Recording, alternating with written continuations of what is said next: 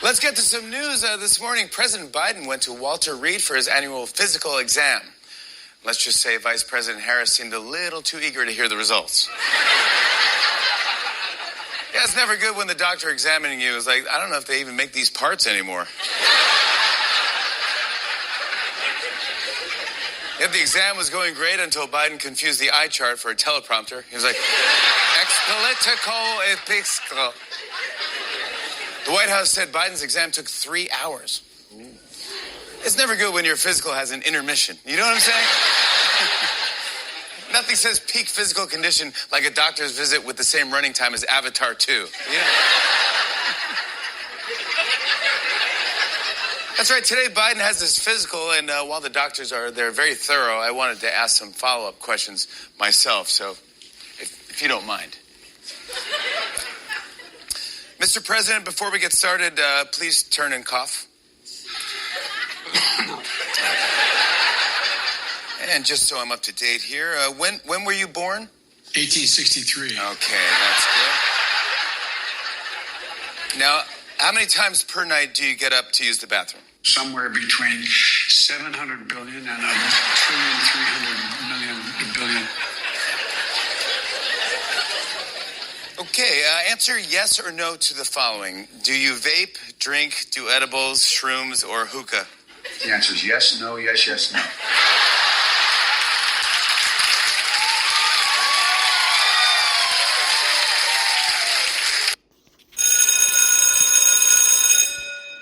Good morning. It is Wednesday, March the 5th, and this is The True Conservative. Welcome to all the butchers, bakers, and candlestick makers out there. I'm Ron, your host, and the only true conservative in the United States today. So today, after the Serenity Prayer and the Star-Spangled Banner, we will have no free lunch, the rape of the mind, George-Lakoff, Thomas-Jefferson, and how to make a difference. All that and more when I get back.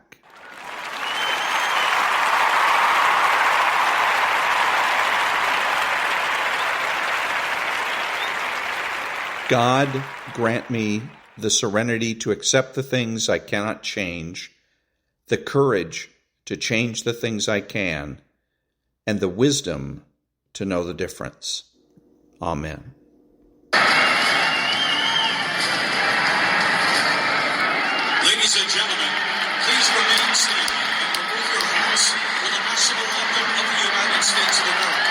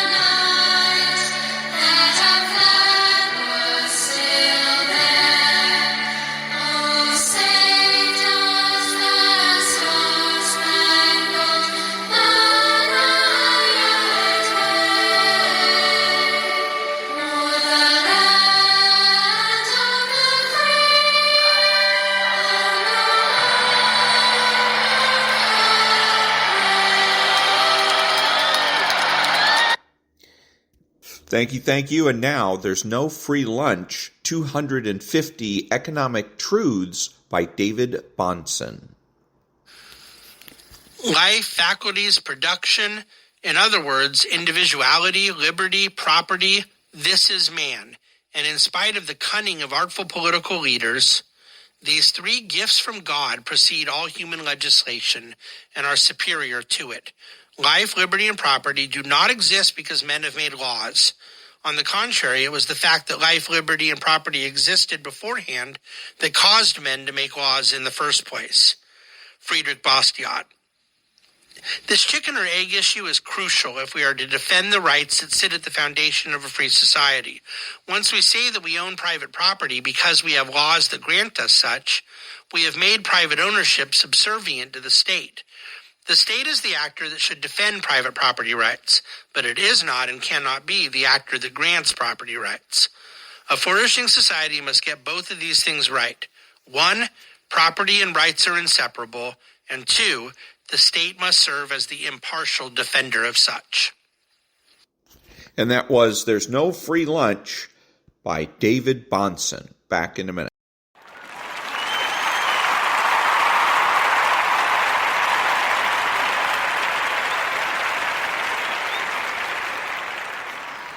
Thank you. So I was listening to Maria Bartiromo and then now Stuart Varney, and a couple of things that struck me. You've got to, if you want to be a true conservative, you have to watch your language. You have to do it because otherwise you give ammunition to the left. You aid and abet the left and you don't even know you're doing it. For Maria Bartiromo, there was an individual on that said that they were talking about Trump, and this individual said that our country is broken. Wrong. Never, ever say anything in this country is broken in front of the left. You never say that in public. You want to talk about that, use that language in a closet somewhere out of earshot of the left. Because if you say that, then the left is going to agree with you. They're going to say, you're right, the country is broken. That's what we've been saying. That's why we need to reform this country. Second one is on Stuart Varney, where he's interviewing an individual and he's talking about the banking crisis. I've talked about this once before. It's not a crisis yet. Or let's just put it this way. It's not a crisis because he says it's a crisis. There has to be some type of definition for the word crisis. And he needs to define his terms. What does he mean by crisis? How does this meet that definition? He doesn't do that. He's a guy that just makes an arbitrary claim and demands we take his word for it. Not necessarily a liberal either. But when you use the word crisis, you are giving ammunition to the left. The left is now going to come out and say, we need to reform the banking system. And then, of course, the Republicans are going to say, wait. And then the left is simply going to say, well, wait a minute. You're the one that says we're in the middle of a banking crisis. So don't give away victories. Don't do it. If the left is going to win, make them earn it. Quit using hyperbole. One of the other things is for Republicans, quit being myopic.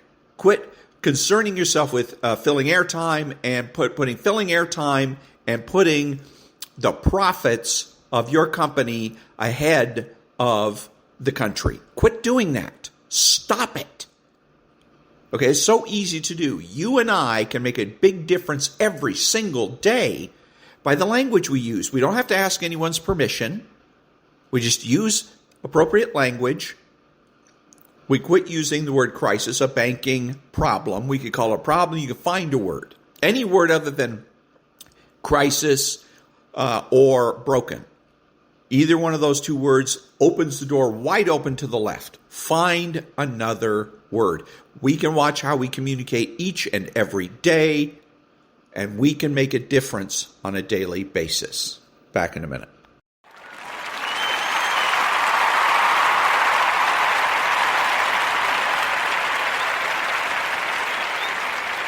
Thank you. And now, the rape of the mind. A survey of psychological processes involved in brainwashing and menticide. At the end of this chapter, describing the various influences that lead to yielding and surrender to the enemy's strategy, it is useful to give a short survey of the psychological processes involved. Phase 1. Artificial breakdown and deconditioning. The inquisitor tries to weaken the ego of his prisoner. Though originally physical torture was used, hunger and cold are still very effective. Physical torture may often increase a person's stubbornness. Torture is intended to a much greater extent to act as a threat to the bystanders, the people's imagination. Their wild anticipation of torture leads more easily to their breakdown when the enemy has need of their weakness. Of course, occasionally a sadistic enemy may find individual pleasure in torture.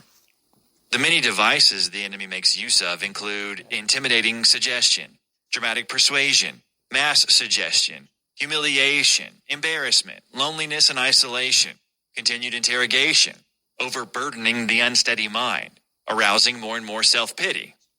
Patience and time help the inquisitor to soften a stubborn soul.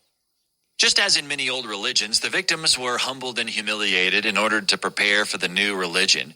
So, in this case, they are prepared to accept the totalitarian ideology. In this phase, out of mere intellectual opportunism, the victim may consciously give in. Phase 2. Submission to and positive identification with the enemy. As has already been mentioned, the moment of surrender may often arrive suddenly. It is as if the stubborn negative suggestibility changed critically into surrender and affirmation. What the Inquisitor calls the sudden inner illumination and conversion is a total reversal of inner strategy in the victim. From this time on, in psychoanalytic terms, a parasitic superego lives in man's conscience, and he will speak his new master's voice. In my experience, such sudden surrender often occurred together with hysterical outbursts into crying and laughing, like a baby surrendering after obstinate temper tantrums. The Inquisitor can attain this phase more easily by assuming a paternal attitude. As a matter of fact, many a POW was courted by a form of paternal kindness, gifts, sweets at birthdays, and the promise of more cheerful things to come. Maloney compares this sudden yielding with the theopathy or kenosis, internal conversion, as described by some theological rites. For our understanding, it is important to stress that yielding is an unconscious and purely emotional process, no longer under the conscious intellectual control of the brainwashee. We may also call this phase the phase of auto-hypnosis. Phase 3, the reconditioning to the new order. Through both continual training and taming, the new phonograph record has to be grooved. We may compare this process with an active hypnosis into conversion. Incidental relapses to the old form of thinking have to be corrected as in phase 1. The victim is daily helped to rationalize and justify his new ideology. The Inquisitor delivers to him the new arguments and reasonings. This systematic indoctrination of those who long avoided intensive indoctrination constitutes the actual political aspect of brainwashing and symbolizes the ideological Cold War going on at this very moment. Phase 4, liberation from the totalitarian spell. As soon as the brainwashee returns to a free democratic atmosphere, the hypnotic spell is broken. Temporary nervous repercussions take place, like crying spells, feelings of guilt, and depression. The expectation of a hostile homeland, in view of his having yielded to enemy indoctrination, may fortify this reaction. The period of brainwashing becomes a nightmare. Only those who were staunch communists before may stick to it. But here, too, I have seen the enemy impose its mental pressure too well and convert their former comrades into eternal haters of the regime. And that was a survey of psychological processes involved in brainwashing and let's see what it says here, and menticide. And that's from The Rape of the Mind by Joost-Meerlo, M.D. Back in a minute.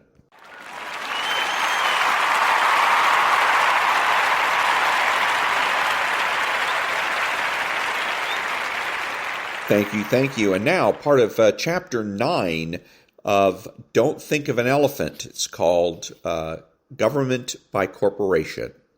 Chapter 9, Government by Corporation. As we have seen, there is much that is unframed by the general public that needs to be framed. Most notably, runaway wealth to the wealthy. The wealth share of the most wealthy is growing exponentially, and the wealth share of others is correspondingly declining. In the absence of adequate framing, most people feel the effects but don't comprehend the systemic causes. Runaway climate disasters. The Earth is warming dangerously and quickly, and that warming is systemically causing climate disasters, including extreme cold. Without understanding systemic effects, Extreme cold leads to the denial of global warming. Runaway privatization of public resources. The private depends on the public, but conservatives are drastically cutting funds for public resources while successfully promoting privatization.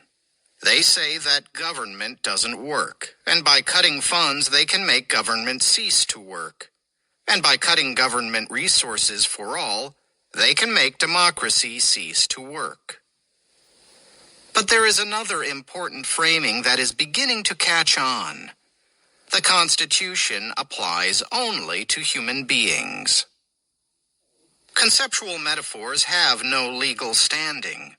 We normally think using thousands of them, but the law does not overtly give them any official role in the law itself. So far as the law is concerned, metaphorical thought, which is ubiquitous, does not exist. But in reality, unconscious conceptual metaphors do exist. They are everywhere, and they have consequences. This disparity between the law and the human brain and mind is unframed, not part of most people's everyday consciousness or discourse. At the same time, a major metaphor has entered into the national consciousness because of certain Supreme Court decisions, that corporations are persons with constitutional rights. Reflexivity enters here. Decisions made by our courts have the power to turn metaphors into facts on the ground, as in this example. Those metaphors taken as facts give rise to further court decisions extending those metaphors. The power to turn metaphors into facts can be an awesome power, a power with enormous political impact. The corporations are persons metaphor has so great a political impact that it is worth some discussion here. Let's begin, though, by looking at two powerful metaphors that form its roots. Cognitive scientists who study metaphorical thought have recognized two common metaphors which we adopt unconsciously and automatically that are relevant here. Metaphor 1. Pluralities are groups. The pluralities are groups metaphor attributes group properties to separate individuals, whether warranted or not. The result is that the group is perceived as an entity with different properties than the individuals in it. Take a look at the two operative words. A plurality consists of people, animals, plants, or other things considered separately, ungrouped.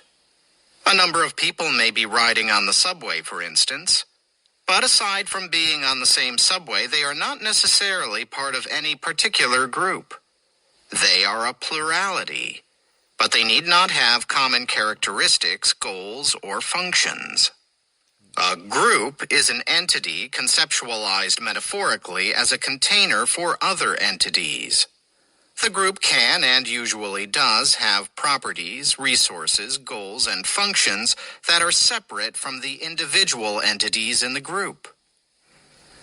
Once we combine the two metaphorically, we begin to think about pluralities differently.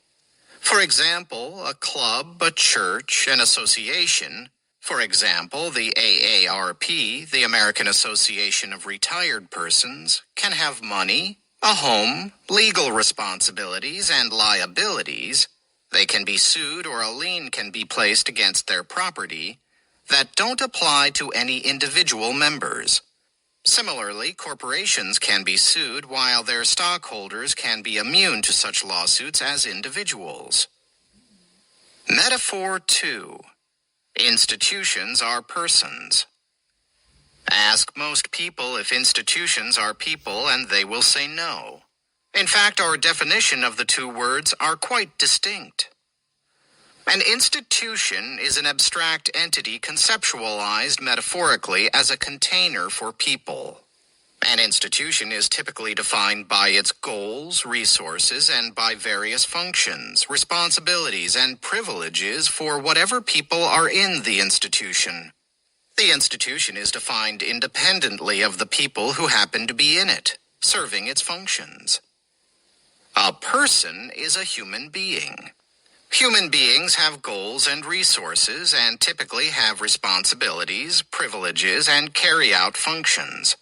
Human beings also have properties that institutions do not have. Human bodies and brains, feelings and emotions, desires and beliefs, physical functions and needs, as well as social roles and the ability to think and communicate. But this conceptual metaphor has long been in our brains. We use this metaphorical mode of thought constantly when we are comprehending and discussing institutions, as in, the EPA was disappointed by the court ruling. Major League Baseball wants to wipe out the use of performance-enhancing drugs. Stanford thinks that online courses are a good idea. Berkeley is troubled by rape on campus. Planned Parenthood was disgusted by the recent court decision, and so on. These two conceptual metaphors, pluralities are groups and institutions are persons, exist in many parts of the world and have for millennia. And in many cases, they have been recognized in law. Roman law recognized certain businesses and religious groups as institutions with the properties of human beings: goals, resources, functions, responsibilities, and privileges. Today, we still attribute these properties of human beings metaphorically to institutions. There is a long history of just what properties of human beings are attributed metaphorically to institutions. For example, the medieval church saw monasteries as institutions with goals, finances, responsibilities, and privileges, but differing from people in that they lacked a soul. In England, companies were institutions given exclusive rights or charters to do business for the financial benefit of their shareholders and the British Crown. One of the most successful was the East India Company. And that was part of the Chapter 9 from Don't Think of an Elephant by George-Lakoff, Ph.D. And one of the things that he's moaning and groaning about climate change and how it is that climate change is out of control, and or actually global warming, I think is the way he said it, that we're getting hotter and hotter. And, of course, the contradiction that since things are getting hotter and hotter, the weather's getting colder. Well, it doesn't make any sense. But anyway, so my question is, how can it be? How can it be if Democrats have been overrepresented in our society for decades? How can it be that the global warming is out of control? And why is he blaming Republicans? Because that's what he did. He said Republicans come in and they cut costs or cut budgets, and that helps to exacerbate global warming indirectly. But how is that? How can that be? Where have the Democrats been? Again, the Democrats have been overrepresented in our society politically for decades. So it must mean that the Democrats are not doing a very good job. That you need to, instead of looking at across the aisle, what you really need to do is look in the mirror, Mr. Lakoff. Back in a minute.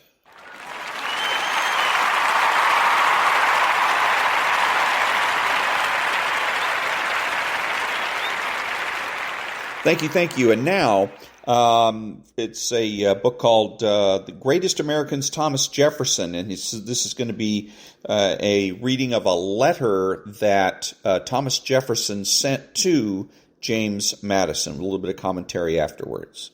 Monticello, August 30, 1823. You have doubtless seen Timothy Pickering's 4th of July observations on the Declaration of Independence.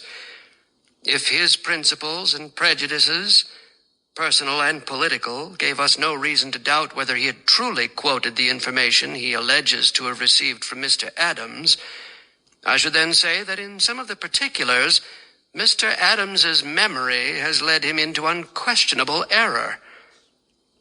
At the age of 88, and 47 years after the transactions of independence, this is not wonderful. Nor should I, at the age of 80, venture to oppose my memory to his, were it not supported by written notes. taken by myself at the moment and on the spot. He says, quote, "The Committee of Five, to wit, Dr. Franklin, Sherman, Livingston, and ourselves, met and discussed the subjects, and then appointed him and myself to make the draft. That we as a subcommittee met and conned the paper over, and he does not remember that he made or suggested a single alteration." Close quote. Now, these details are quite incorrect. The Committee of Five met.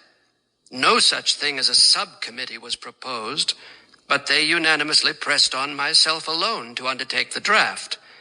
I consented. I drew it. But before I reported it to the committee, I communicated it separately to Dr. Franklin and Mr. Adams, requesting their corrections, because they were the two members of whose judgments and amendments I wished most to have the benefit before presenting it to the committee. And you have seen the original paper now in your hands, with the corrections of Dr. Franklin and Mr. Adams interlined in their own handwritings. Their alterations were 2 or 3 only, and merely verbal. I then wrote a fair copy, reported it to the committee, and from them, unaltered, to Congress. This personal communication and consultation with Mr. Adams he has misremembered into the actings of a subcommittee. Pickering's observations, and Mr. Adams's in addition, quote, that it contained no new ideas, that it is a commonplace compilation, its sentiments hackneyed in Congress for 2 years before, and its essence contained in Otis's pamphlet, close quote, may all be true.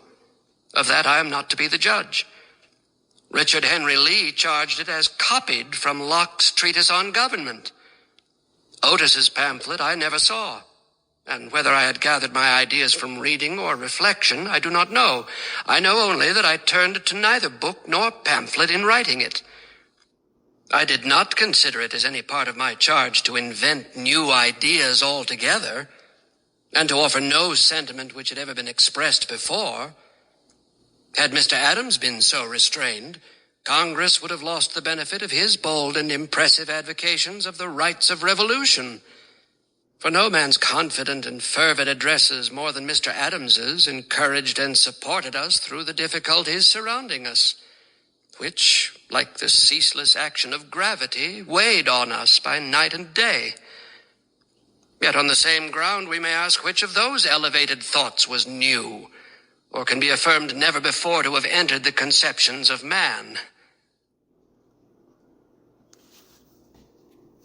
And that was a segment from the Greatest Americans, Thomas Jefferson, his letter to James Madison.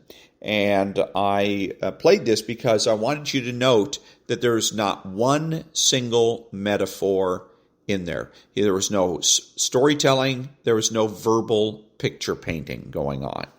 So, Dr. George-Lakoff wants everybody to believe that metaphors are mandatory, that we all speak in metaphors, that we have to speak in metaphors, that there's no other way or effective way of communicating. And this demonstrates that he is wrong. Back in a minute.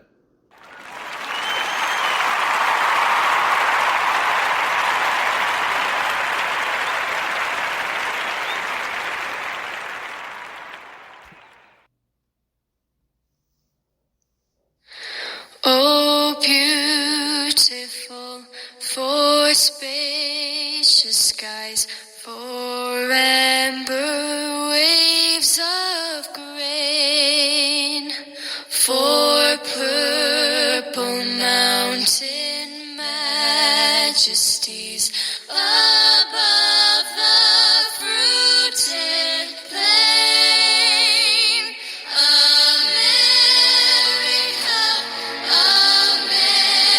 America, God shed His grace on thee, His grace uncrowned thy good with brotherhood, from sea to shining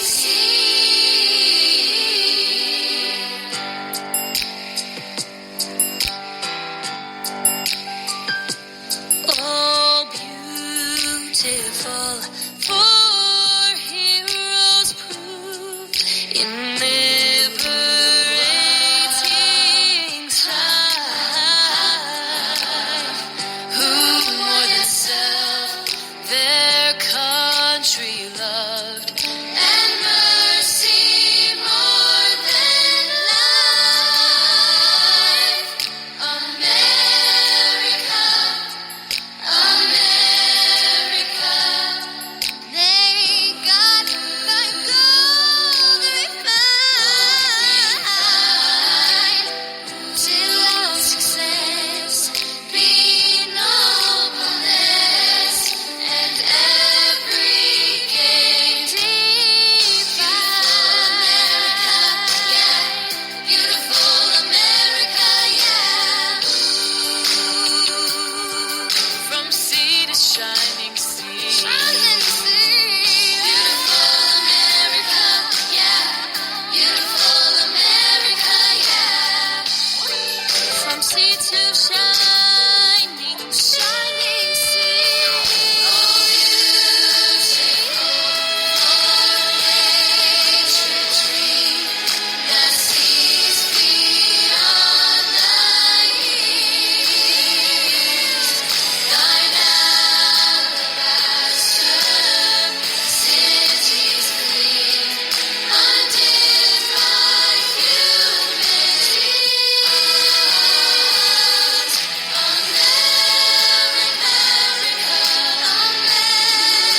America, God shed His grace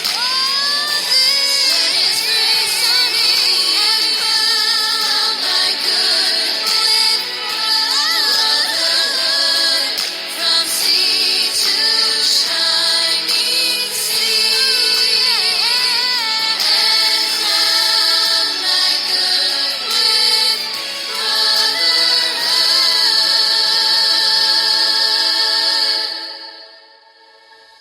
From sea to shining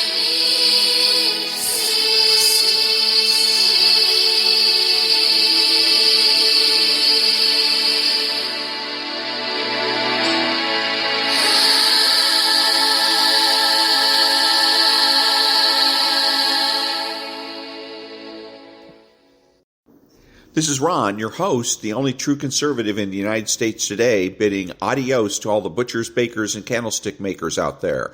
So I'm reminding you that the left has no authority, no power, and they can't win.